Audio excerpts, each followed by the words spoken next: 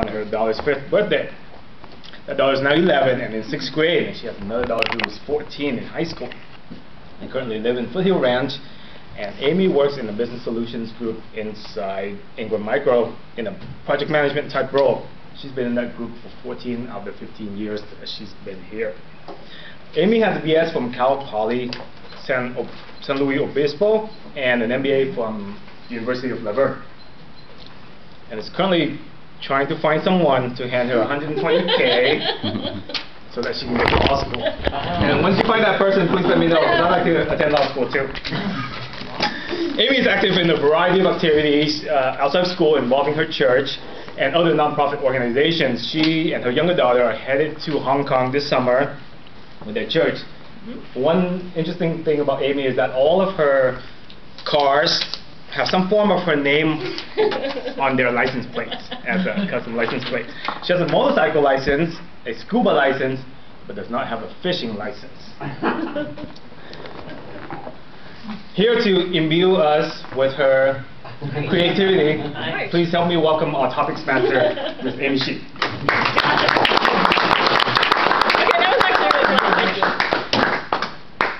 I am your table topics master today, but in the good spirit of thinking on your feet, about an hour ago I said, hey, my advanced book that I have selected after just recently getting my CC is Facilitating Discussion, and Stephanie's actually going to do my evaluation. Sorry, that's my phone. Maybe that's the plane. The plane! So what we're going to do today is a brainstorming session. That's the purpose of this exercise. And I've given Lauren some timing. I'm going to ask her to time for 1 minute while I explain the problem that we're brainstorming. For another 5 minutes, we get to discuss possible options. And for the remaining time, about 15 minutes or wherever our creativity runs out, we're going to discuss the options that we have, and we're going to select the most 3 probable options or explanations or things like that. So the topic, which was going to be just your traditional table topics, and then you're not going to be able to see this, is the plane. Now, how many people know what I'm talking about when we talk about, okay. Does anybody not have any idea about the Malaysia aircraft? Okay. So I work here at Ingram Micro, and I was talking to someone yesterday, now 12 days into the missing plane, and she had not a clue in the world what I was talking about. Most people talk about the weather, beginning of meetings. I said, what do you think happened to the plane? She says, what plane? So I'm glad everybody here has heard it. So that's what we're going to do today. Instead of having you come up and explain what you thought about what happened to the plane, we're going to discuss it. So the problem that we're going to discuss from a brainstorming perspective today is, what do you think happened to the plane, and or where do you think the plane is? So my fine scribe here, Shantanu, is going to write down, so for 5 minutes, or however long it takes us, I want you guys to be creative, each for a minute or more, acting as the table topics, to explain to me and the rest of the people in the room anything you want to talk about regarding the plane and what might have happened to it, where it might be, anything you want to talk about.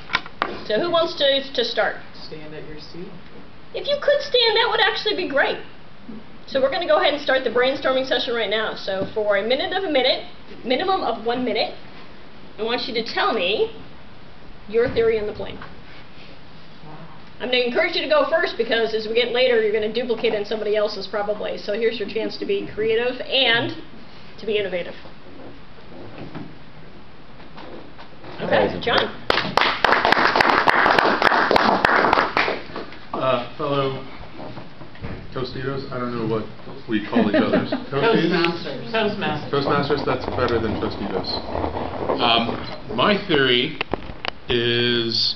really centers around simplicity.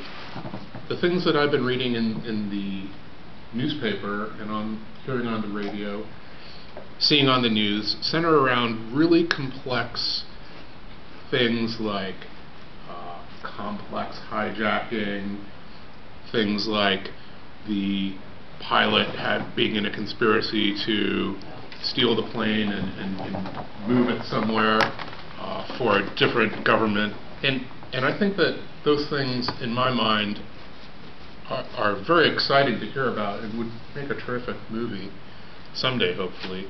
But I really feel that simplicity is the way to go here. And the simplest explanation is that there is some kind of mechanical failure, and everything that happened was a series of mistakes, and unfortunately the plane's been lost at sea, and we just haven't found it yet.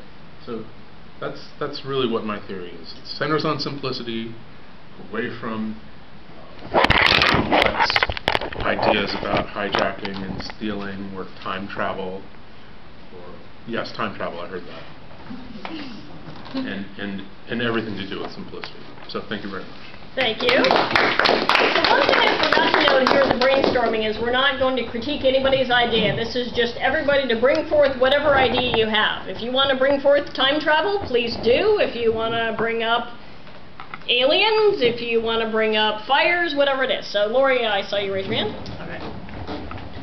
Fellow Toastmasters and honored guests, my theory, and I'm going to imbue the details that I have accumulated over the last week, is that there was some finagling with some of the equipment that took the plane off of their monitoring radar and whatever the deal is, that they turned something off so that they could redirect and divert the plane to go somewhere else. Because if it was in the area where at first they thought it went down, then they would have found some debris. Now it's in the middle of the Indian Ocean, which is a massive search that they're looking for, and I just think that the plane was diverted similarly to what they said. They just haven't found the exact spot, and I do think that there was something with the pilot or somebody on that plane that knew how to turn off the monitoring equipment, and then the plane had this huge range because it was full of fuel. It's a 777. It can go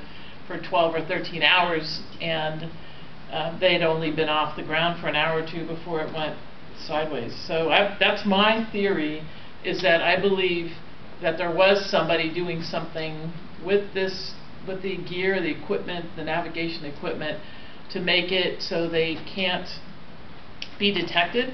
The other thing I saw was that the plane was going up high altitude and then down to 5,000 and up, and I just think that that would have burned a lot of fuel unnecessarily and put it in harm's way even more if this person was actually going to take the plane somewhere. So now where did it go? I don't know. It could be in the middle of the ocean, or maybe this was just some Hollywood hype to have a part 2 of or 3 or 4 of the show called Lost, and they're on an island somewhere, you know, trying to stay alive. So that's my theory. I don't know. You had a couple theories in there. Can you maybe summarize where you think we... Well, that there was somebody that action on the part of the pilot. Yes, the pilot did something wrong, and it's either crashed in the Indian Ocean or it crash landed on an island that they haven't found somewhere, and the people are rallying around, and they're... Do you have a motive of why they would have diverted the plane? You know, I don't know why some people do things, but there was obviously that maybe the captain had, or whoever it was that diverted this plane or shut off the gear, had something against the airline, or maybe he's just psycho, and I don't really have a good theory of why he did it, but somebody's messed with the equipment. Okay, great. Who's next? All right, Chris. So I have a couple theories, but I'll tell you where my mind is going. It's going to my insensitive, crazy theories, and I think that there was some type of cover-up, right? And this goes for thinking about a coordination with maybe some type of government. I don't know if it's the United States government or any government out there, right? That they perform some heavy coordination to arrange for this Malaysian aircraft to divert, fall off the radar, whatever happened, right? And mind you, I don't know a lot of details about what happened. So, and I think that they did all of this so that people's minds would be distracted by these stories and all this coverage of the Malaysian, alleged aircraft crash over the last week, right? What else is going on out there? What is this conspiracy? I don't know. That's another topic that could probably be covered. But that's where my mind goes. I always think when there's something that can't be solved, and days go by and it gets everybody's attention and they're distracted, my mind always goes to there's something else going on out there that's probably a bigger deal that's being covered up and people aren't paying attention to it. So this is a cover-up by a government or a government political cover-up. agency? Government cover-up. Yes. Okay. All right. Government cover-up. All right. Who's next? Who else has ideas? All right, please. with all due respect to the passengers and crew and families affected, when I first heard the term missing plane, I thought it was a joke. In this day and age, we hardly see planes just vanishing off radar and not be able to find the plane after 10-15 days. My theory is that there are a few things at play here. I think there was definitely some sort of human intervention in changing the course of the plane. The news that's coming out, I heard that a waypoint was logged into the computer system that was way off the course to Beijing. So there was definitely some sort of manual intervention, along with the fact that the transponders and the communication systems were switched off. To me, that tells me there was something else going on. It's just not a pure mechanical failure. The plane actually flew, from what we know, for about 8 hours from takeoff. To me, maybe there was some plan to take the plane somewhere else, but there was mechanical failure or something changed, and then the plane was on autopilot. And it went for as long as the fuel was in the plane, and then it crashed in the Indian Ocean. That, to me, is the most likely cause. Okay. We might, this might be unresolved mystery unless we find the flight data recording the black box. So it might show up on the Lost, or it could be one of the History Channel's unsolved mysteries of the last century. So do you think that the purposeful action was done on purpose, or do you think it was a mechanical failure, as John had said, that there was some kind of emergency on the plane, or do you think that there was no mechanical emergency and someone purposely steered the plane away from its intended? It's a mechanical failure, and the pilots wanted to get the plane back to the airport they took off from, or some airport where they're familiar with. They would have taken an easier route. Okay. Back So, home. so you don't think it was an emergency, it was purposeful, okay? Who else has an opinion? Right, Scott? So, sorry, so can I say sabotage then, or mechanical accident? I mean, if I had to summarize your theory, mechanical failure? I would say human intervention plus mechanical failure, or just change of plans later. Okay. Yeah, I agree with Che. In this day and age, it's unfathomable to think that a plane would just vanish out of thin air. And I know that John mentioned several things about things are not as complex as it seems, and sometimes the explanation can just be very simple, as simple as mechanical failure, sometimes human intervention, but some of you might mention. But I have a theory that is even more simplistic than that. A few days ago, I heard that we as the human race have determined that the universe, the known universe, is determined that it started from the size of an atom, grew exponentially into the size of a basketball, and then 14 billion years later became what we have today. So it is not unreasonable to think that there could be some type of, for lack of better words, aliens out there who could be much smarter than who we are today.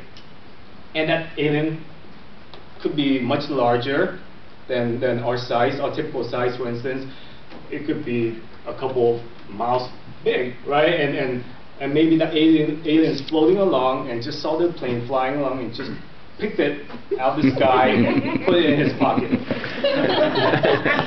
Thanks.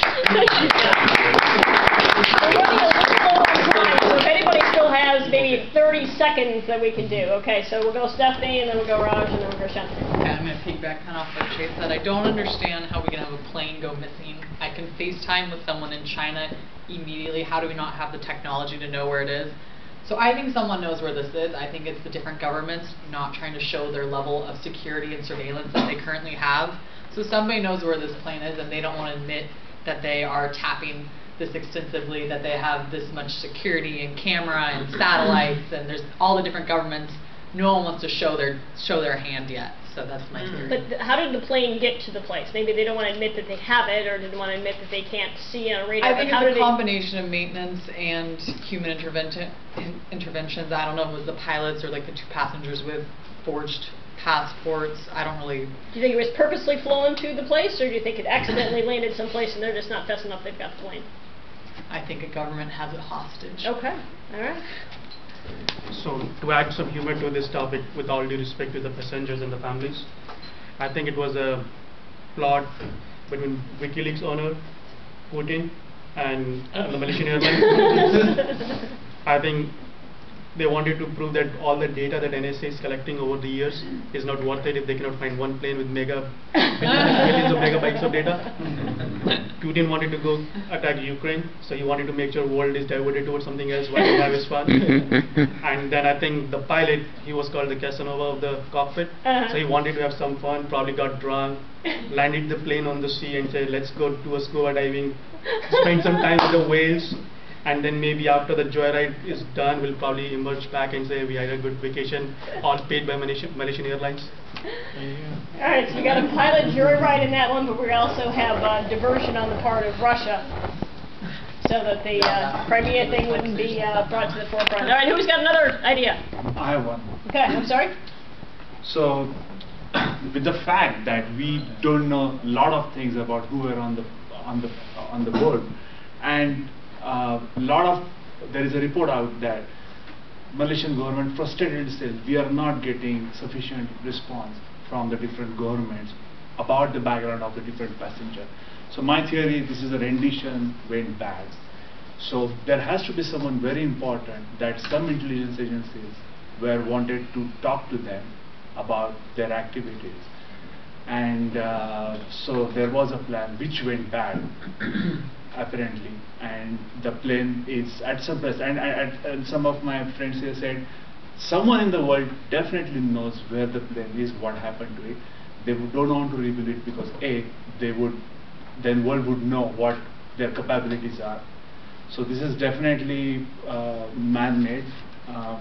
Human intelligence is involved, and the plane, I'm hoping the plane is safe, the passengers are safe, but they might not be at this moment. Do you think terrorism? Not terrorism, it's more sophisticated than that. Okay. We have a couple more we can do. I think so. We're not discussing these at all? Yeah, well, I said so. I think so. Oh. Okay. So we've heard mechanical failure. We've heard deliberate attempts on the part of pilots or someone on the plane to do it. We've heard of aliens. We've heard of mechanical failure, including fires or some other mechanical failure. We've heard sabotage. We've heard rendition, right?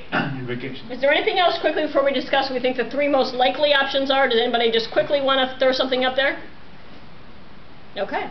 So with that, I'm going to ask you guys to look at these really quickly. And again, the point of the brainstorming is to just bring forth ideas of what may happen.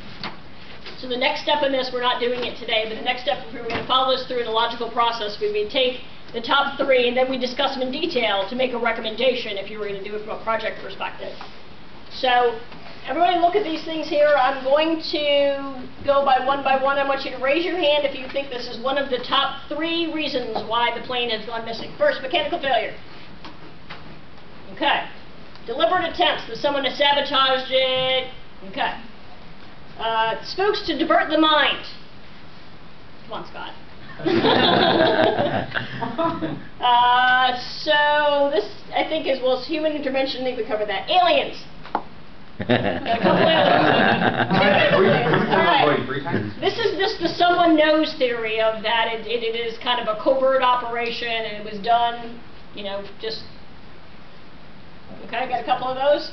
Someone's going on vacation. They want to have a good story about it. The Casanova.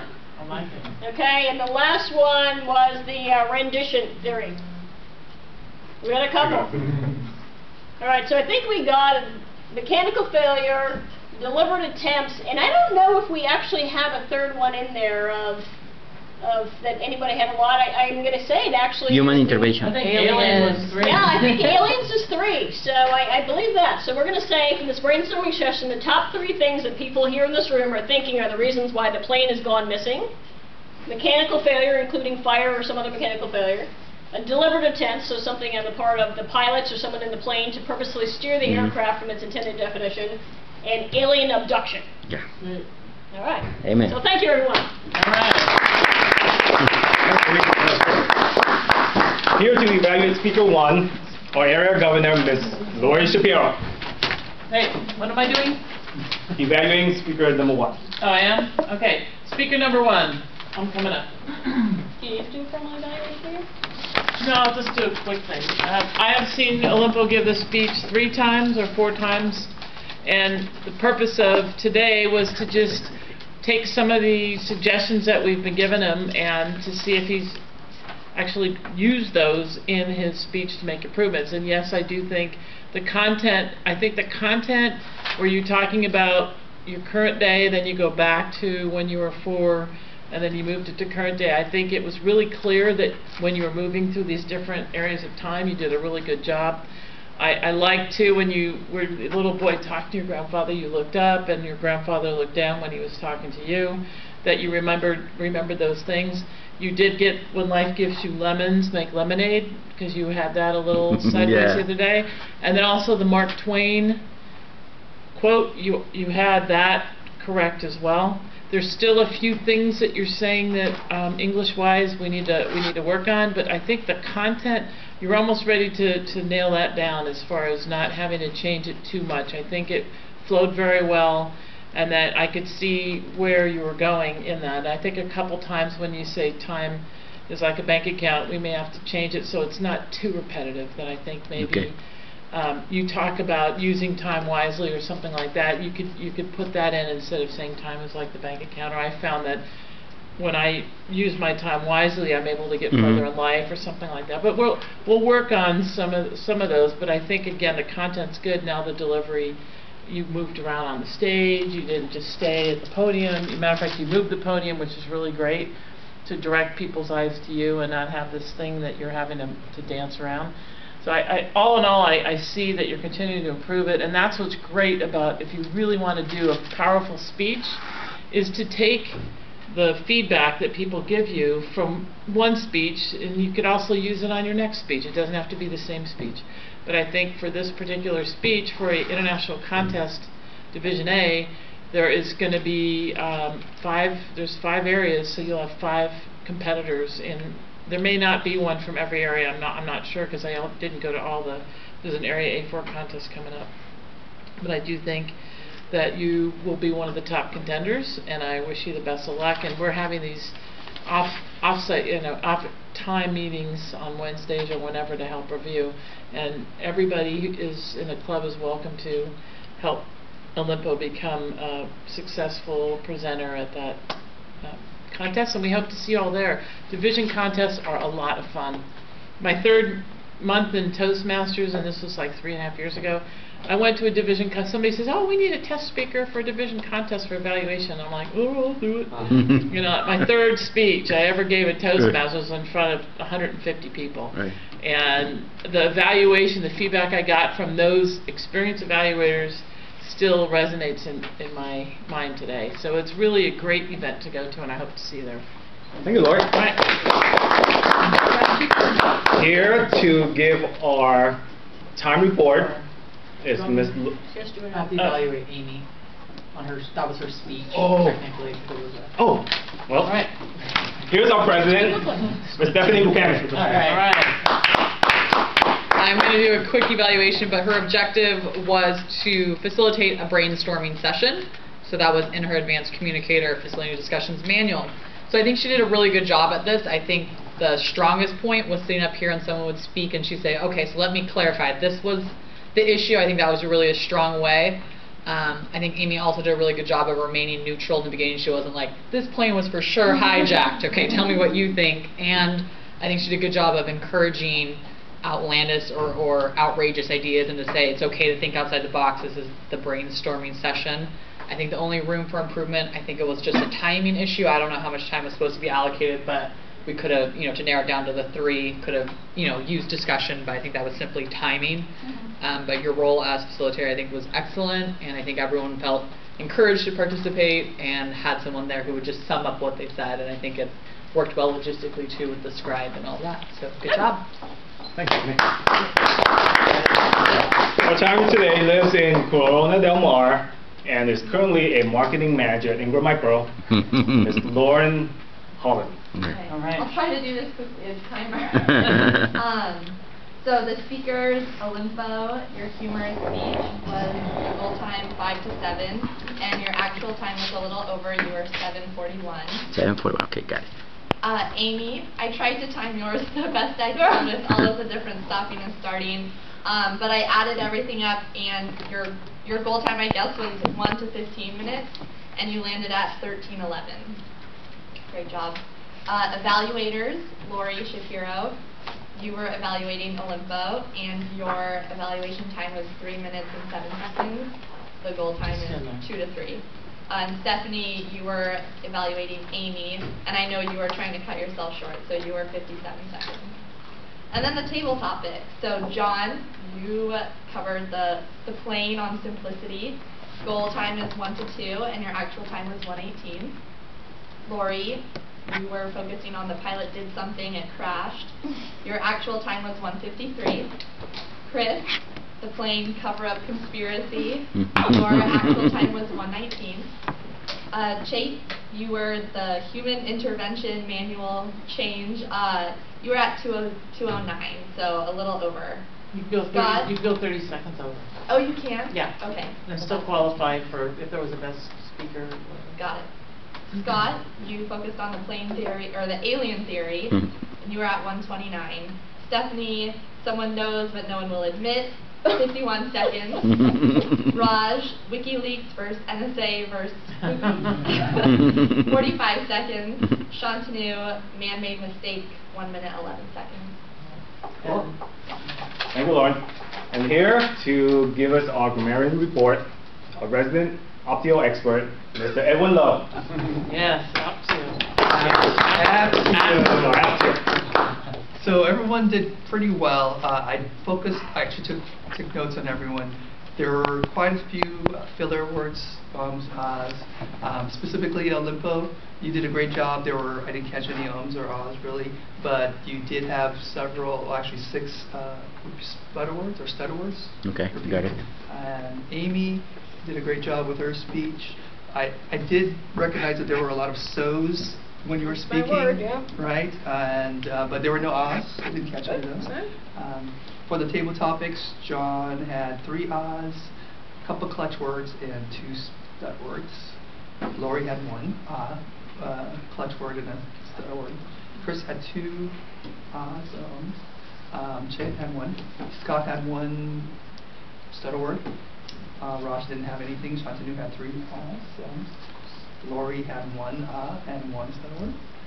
And Stephanie had 1 ah, 1 clutch. And Lauren, you had 6 ah. Word of the day? Word of the day usage? Word of the day usage. The word was only used by Scott. And me. Oh, Yeah, I'm sorry. yeah. Oh yes, actually Lori too. So, Thanks, Edwin. Before I turn it over to our meeting evaluator, I'd like to share a quote that I told you that's very helpful to Olympo's message, and I listen to this every day. And it's from Friedrich Nietzsche, and he said, "In nooks over the earth sit men who are waiting, scarcely knowing what they are waiting, much less they are waiting in vain. Occasionally the call that awakens. The accident which gives the permission to act comes too late, when the best of youth and strength for action has already been used up by sitting still. And many have found to their horror, once they leaped up, that their limbs have gone to sleep, and that their spirit had become too heavy. It is too late, they said to themselves, having lost their faith in themselves, and forever be henceforth useless." Thank you. Good. Here to evaluate our meeting today, Mr. Chet Montana. Yes. Can I do it from here or from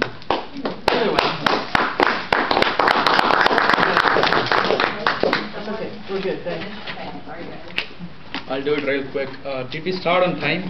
Technically we didn't start on time, but we had good reasons, so I'm not going to hold that against us. Alright. There was somebody at the podium all times. The meeting topic was interesting, fun. The open format was different, the combination.